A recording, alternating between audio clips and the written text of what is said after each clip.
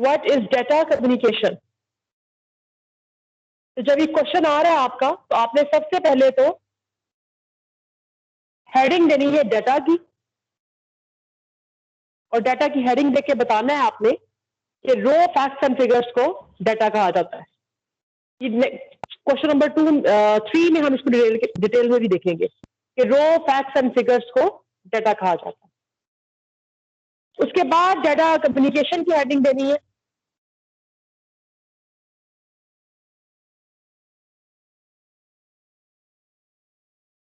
और उसमें फिर ये 3 डेफिनेशन लिखी हुई है, तीनों डेफिनेशन याद करनी है। अल्लाह ना करे कि उस टाइम पे कोई भूल जाए तो चलो ठीक है, जो याद रह जाएगी वो लिख लेना, लेकिन अभी तीनों डेफिनेशन को इस तरह से इन्वर्टेड कोमा डालना है, डेफिनेशन लिखनी है, इन्वर्टेड कोमा क्लोज करना है, फिर दरमियान में और का साइन डालना है, फिर दूसरी डेफिनेशन लिखनी है इन्वर्टेड कोमा डाल के, और ऐसे ही फिर नीचे और का साइन डाल के तीसरी डेफिनेशन लिखनी है। तो कल मैंने इसमें से 2 डेफिनेशन का जिक्र किया था। हर डेफिनेशन में जो एक चीज कॉमन हो रही है डेटा कम्युनिकेशन में, वो ये बात है कि आपका मेनली डेटा कम्युनिकेट हो रहा है। वो कम्युनिकेट कैसे हो रहा है, यानी कि वो आपके एक डिवाइस से या एक लोकेशन से दूसरे लोकेशन या दूसरी डिवाइस तक जा रहा है। इसको हम डेटा कम्युनिकेशन का नाम दे रहे हैं। आपका बेसिकली आपका डेटा कम्युनिकेट हो रहा है।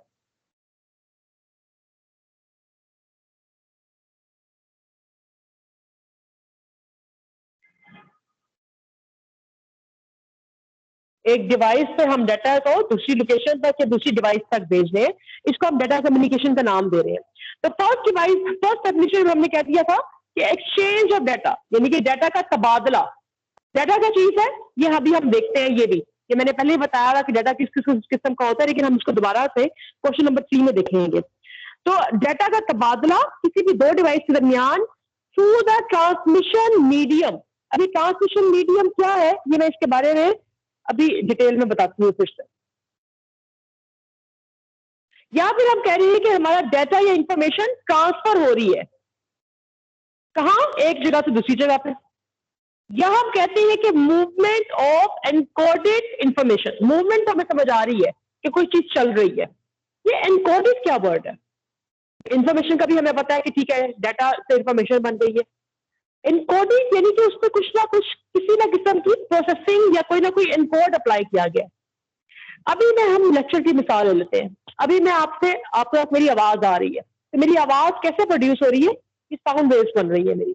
मैं अगर आहिस्ता बोलती हूँ तो लो पिच की बनती है, ऊंची बोलती हूँ तो हाई पिच की बनती है, हाई एम्पलीट्यूड की बनती है। अभी मेरी आवाज जो साउंड वेव्स बन रही है, इन साउंड वेव्स को तो मेरा मोबाइल या मेरा कंप्यूटर कैरी नहीं कर सकता ना, ये ट्रांसफर नहीं कर सकता। क्यों ट्रांसफर नहीं कर सकता? क्योंकि ये कंप्यूटर्स को तो ये समझ ही नहीं आनी कि क्या चीज। कंप्यूटर को कौन सी जुबान समझ में आती है? कंप्यूटर को समझ आती है सिर्फ और सिर्फ डिजिटल लैंग्वेज, 0 और 1 की लैंग्वेज। तो ये 0 और 1 की लैंग्वेज को कंप्यूटर को समझाने के लिए वो क्या करेगा, वो इस साउंड वेव को चेंज कर देगा इनटू डिजिटल सिग्नल, यानी कि 0 और 1 वाली जुबान में चेंज कर देगा डिजिटल सिग्नल्स। ये बेसिकली एनकोडिंग कर दी गई है, डाटा की एनकोडिंग कर दी गई है ताकि डाटा एक जगह से दूसरी जगह पे ट्रांसफर हो सके। इसलिए हमने यहाँ पे एनकोडिंग का वर्ड यूज किया है। और ये एनकोडिंग किस तरह से हो रही है? वो कह रहे हैं कि इसमें कोई ना कोई इलेक्ट्रिकल सिस्टम का इस्तेमाल किया जा रहा है। इलेक्ट्रिकल ट्रांसमिशन सिस्टम है कोई, इसमें किसी इलेक्ट्रिकल सिस्टम का इस्तेमाल किया जा रहा है। मिसाल के तौर पर अगर मैं कहूँ कि मैंने एक खत लिखा, मैं पोस्ट ऑफिस गई और पोस्ट ऑफिस लिख के मैंने वो अटैच करके आपको भेज दिया, लेटर, मेल आप तक सेंड हो गई। तो ये भी तो डाटा ट्रांसफर ही हुआ ना, कि डाटा मेरे पास से डाटा आया, मैं एक सेंडर थी और मैंने डाटा आपको थ्रू द पोस्ट डाटा मैंने आपको ट्रांसफर कर दिया। लेकिन हम इसको डाटा कम्युनिकेशन नहीं ले रहे। क्यों नहीं ले रहे? क्योंकि हमने यहाँ पे किसी न किसी भी किस्म का इलेक्ट्रिकल ट्रांसमिशन सिस्टम का इस्तेमाल नहीं किया। हमने ये लेटर इलेक्ट्रिकली नहीं भेजा। अगर यही चीज मैंने मेल के थ्रू, ईमेल के थ्रू आपको भेजी है तो हम इसको डाटा कम्युनिकेशन कहेंगे। अगर यही चीज मैंने आपको व्हाट्सएप के थ्रू भेज दी है तो हम इसको डाटा कम्युनिकेशन कहेंगे। इस चीज से हमें ये बात समझ में आ रही है कि डाटा कम्युनिकेशन में बिजली के इस्तेमाल का, इलेक्ट्रिकल ट्रांसमिशन सिस्टम का होना जरूरी है, तभी हम उसको डाटा कम्युनिकेशन कह रहे हैं। तो हम थर्ड डेफिनेशन में ये चीज लेते हैं कि आपका डाटा या आपकी इंफॉर्मेशन जो कि एनकोडेड इंफॉर्मेशन है, एनकोड हुई हुई है, हमने उस पर किसी ना किसी किस्म की कोई ना कोई इंफॉर्मेशन के लिए कुछ स्टैंडर्ड्स अप्लाई कर दी है या हमने कोई प्रोसेसिंग अप्लाई कर दी है, वो स्टैंडर्ड से रिसीवर तक जानी है। उस स्टैंडर्ड से रिसीवर तक जाने के लिए वो किस चीज का सवाल ले रहे हैं? कम्युनिकेशन मीडियम तो साथ सवाल हो रहा है, आपका बीच में कोई ना कोई मीडियम, कोई ऐसी डिवाइस, कोई चैनल तो इस्तेमाल हो रहा है जिसके जरिए से स्टैंडर्ड से रिसीवर तक जानी है। लेकिन साथ साथ हम कह रहे हैं कि ये एक हमारा इलेक्ट्रिकल ट्रांसमिशन सिस्टम है, ये एक ऐसा सिस्टम है जिसमें हमने बिजली का सहारा लेना है, बिजली की कोई चीज होगी, ये इलेक्ट्रिकल ट्रांसमिशन सिस्टम है। मैं बहुत आसान एग्जाम्पल लेती हूँ, मैं आपका लेक्चर ले रही हूँ, मैं क्या हूं यहाँ पे? मैं इंस्ट्रक्टर, मैं क्या हूं? आपका सेंडर हूं। मेरा किस किस्म का मैसेज आप तक जा रहा है? मेरी ये स्क्रीन और ऑडियो, ये मेरा डाटा है ना, पिक्चर और ऑडियो डाटा है, ये आप तक जा रही है। आप लोग कौन हो? आप लोग सबके सब रिसीवर्स हो। तो ये हम डाटा कम्युनिकेशन को फॉर्म करें, यस, क्योंकि हम लोग इलेक्ट्रिकल ट्रांसमिशन सिस्टम का हमने सहारा लिया हुआ है। आप लोग भी मोबाइल का इस्तेमाल कर रहे हो या कंप्यूटर का इस्तेमाल कर रहे हो, उसके थ्रू आप मेरी क्लास ले रहे हो। और दरमियान में हमने क्या चीज अटैच की हुई है? हमारा एक कम्युनिकेशन चैनल भी है ना, कम्युनिकेशन चैनल यानी कि एक ऐसी चीज जो कि एक रास्ता बना रही है। तो हम लोग एक दूसरे से कैसे रास्ता करें? हम लोग इस वक्त टीम्स के जरिए से एक दूसरे के साथ रास्ता करें, तो ये हमारा एक कम्युनिकेशन चैनल है। ये हमारी एग्जाम्पल है डाटा कम्युनिकेशन की। अब इसमें जो आपका डाटा प्रोसेस हो रहा है इलेक्ट्रॉनिकली एक सिस्टम से दूसरे सिस्टम के लिए, इसमें आप कुछ स्टैंडर्ड का यूज करते हैं, कोई ना कुछ स्टैंडर्ड यूज होते हैं, by using some standard method या यूजिंग सम स्टैंडर्ड टेक्निक, उसके थ्रू डाटा एक जगह से दूसरी जगह कम्युनिकेट करने को हम डाटा कम्युनिकेशन का नाम दे रहे हैं। ये हम इस पूरे प्रोसेस को डाटा कम्युनिकेशन का नाम दे रहे हैं। अच्छा, अब आ जाते हैं पिक्चर की तरफ, जो डायग्राम की बनी हुई है। इसमें वो कह रहा है कि हमारे पास एक है स्टैंडर्ड या स्टैंडिंग डिवाइस है। सारी बात है, कोई मोबाइल होगा, कोई कंप्यूटर होगा, कोई पीसी होगा। ये स्टैंडिंग डिवाइस रिसीवर को डाटा भेज रही है, रिसीवर डिवाइस कह लें या रिसीवर कह लें। क्या जा रहा है? डाटा जा रहा है। डाटा को नाम दिया जा रहा है मैसेज का। मैसेज आपका डाटा है और इसके लिए वो किसी ना किसी किस्म का कम्युनिकेशन चैनल का इस्तेमाल करेंगे।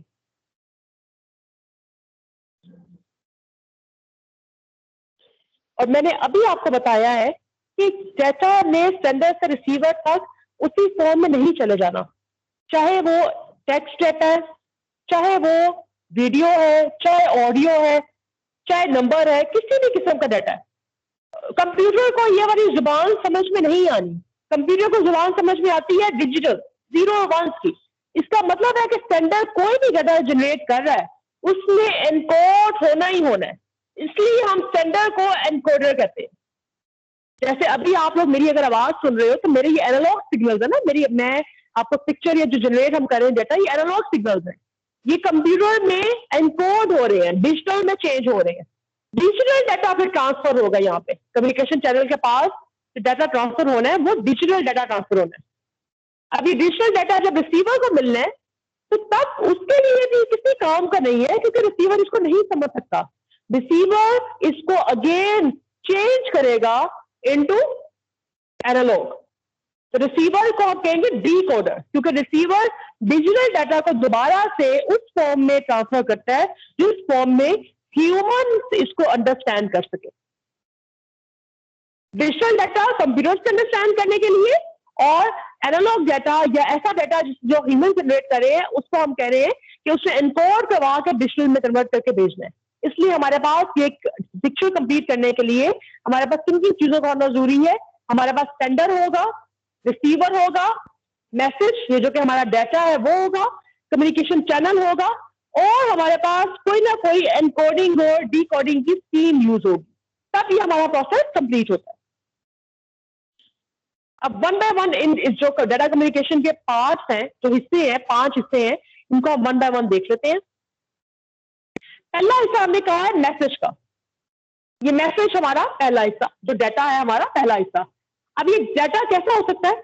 It can be number, it can be text, picture हो सकती है, साउंड, ऑडियो, वीडियो, या किसी भी कम्बिनेशन को हम डाटा का नाम देते हैं। यानी कि ये वो चीज है जो कि सेंडर से रिसीवर तक कम्युनिकेट हो रही है, उसको हम मैसेज का नाम दे रहे हैं।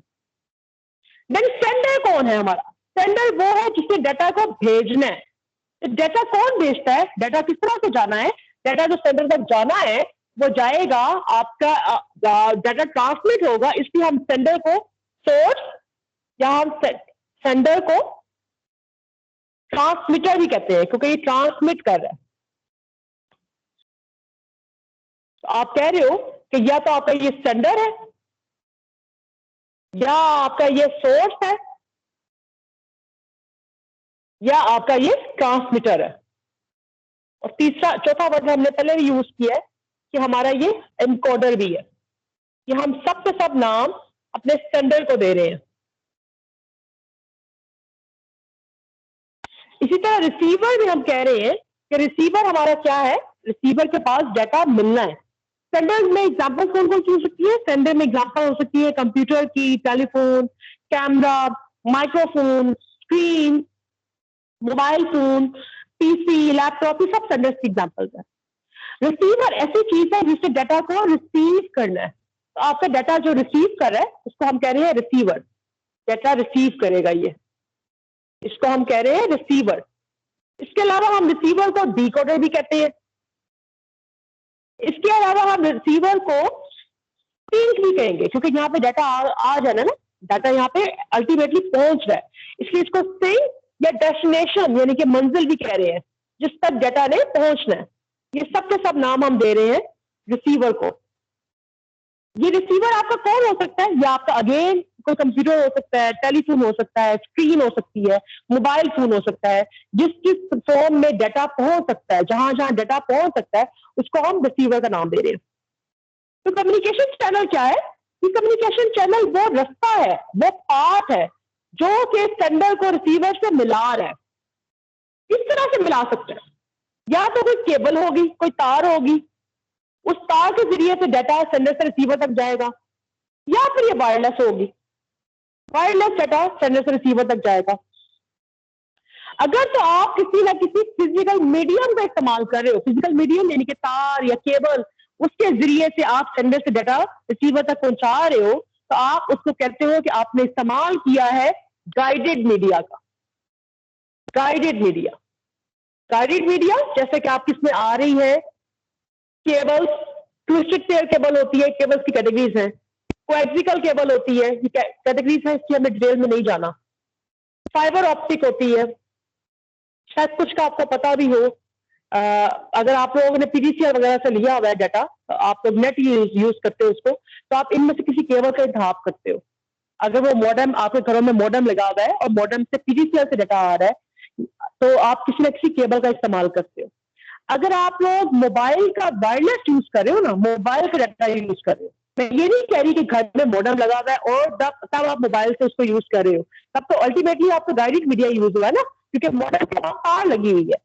मैं ये बात कर रही हूँ अगर आप सैटेलाइट का डाटा यूज कर रहे हो, यानी कि मोबाइल के या कंपनीज के टावर्स लगे होते हैं ना, टावर सिग्नल जनरेट करते हैं, अगर आपने उससे इस्तेमाल किया है तो वो अनगाइडेड है।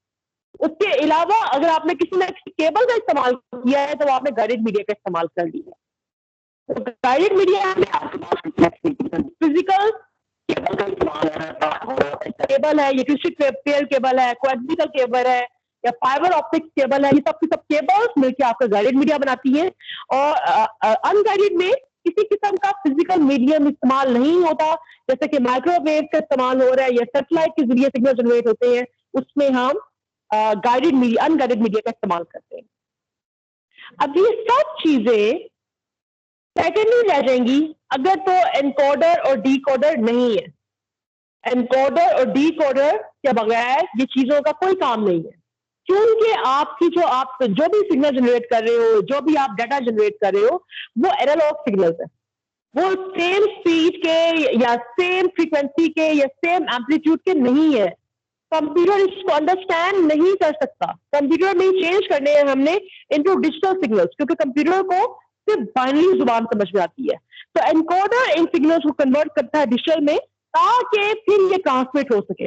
जब तक ये डिजिटल में कन्वर्ट नहीं होंगे, ये ट्रांसमिशन नहीं हो सकती, ये ट्रांसफर या एक्सचेंज नहीं हो सकता। तो इनको ट्रांसफर करवाने के लिए या ट्रांसमिशन करवाने के लिए एनकोड करना जरूरी है। इसी तरह जब वो ट्रांसफर हो गए हैं और सेंडर के पास पहुंच गए हैं, तो सेंडर को वो तब तक समझ में नहीं आएंगे जब तक वो दोबारा इसको डीकोड नहीं कर लेता। डीकोडिंग जरूरी है। तो डीकोडिंग इंटीजर में ये इस फॉर्म में चेंज होते हैं, डिजिटल सिग्नल से इस फॉर्म में चेंज होते हैं कि ये रिसीवर या ह्यूमन या आपका जो भी सिंक है उसको अंडरस्टैंड कर सके।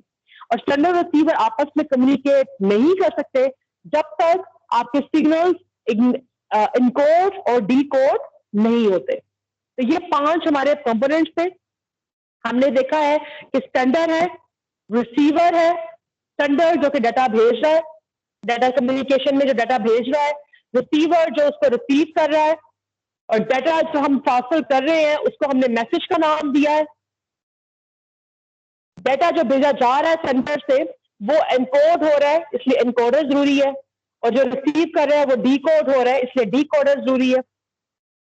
और इसके हमें दरमियान में कोई ना कोई कम्युनिकेशन चैनल का इस्तेमाल करेंगे जिसके जरिए से डाटा सेंडर से रिसीवर तक जाएगा। ये 5 चीजें मिलकर हमारे डाटा कम्युनिकेशन को कंप्लीट करती हैं।